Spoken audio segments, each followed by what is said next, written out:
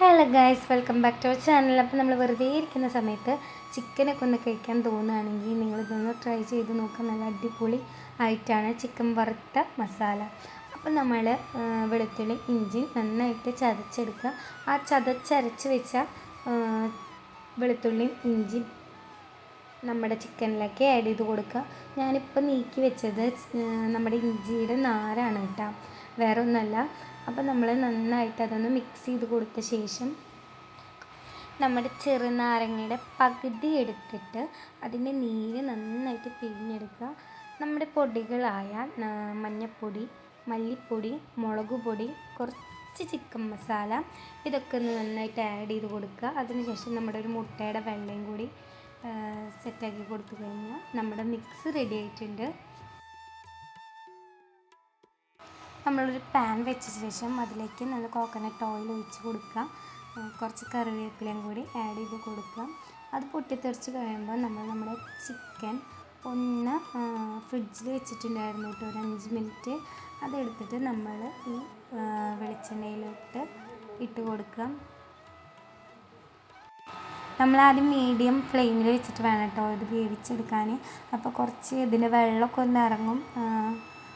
വെള്ളമൊക്കെ ഇറങ്ങി വരുമ്പോൾ അത് വേവുന്ന പോലെ നമുക്ക് ഫീൽ ചെയ്യും. അപ്പോൾ മാത്രം നമ്മൾ തീ കൂട്ടി വെച്ച് കൊടുക്കുക.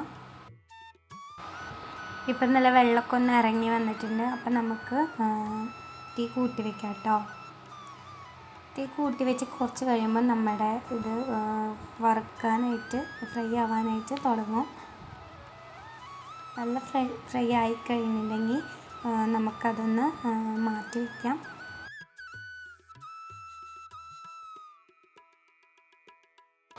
മാറ്റി വെച്ച് കഴിഞ്ഞാൽ അതേ പാനിലേക്ക് തന്നെ നമ്മുടെ വെളുത്തുള്ളി ഇഞ്ചി പേസ്റ്റ്, മല്ലിയില, കറിവേപ്പില, പച്ചമുളക് ആ പേസ്റ്റും കുറച്ച് ടൊമാറ്റോയും കുറച്ച് ഓനിയനും കൂടിയിട്ട് നന്നായിട്ട് മിക്സാക്കുക. വാടി വരുമ്പോൾ നമ്മൾ നമ്മുടെ പൊടികളിടാം.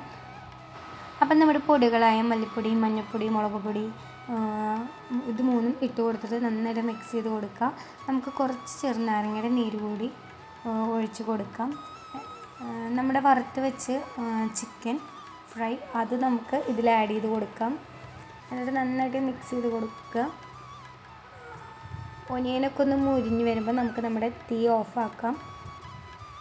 നമ്മുടെ സ്വാദിഷ്ടമായ ചിക്കൻ വറുത്ത മസാല റെഡി ആയിട്ടുണ്ട്. എല്ലാവരും ഒന്ന് ട്രൈ ചെയ്ത് നോക്കുക. നമുക്ക് പൊറോട്ടയുടെ കൂടെയൊക്കെ നല്ല ടേസ്റ്റ് ഉണ്ടാവും കഴിക്കാനായിട്ട്.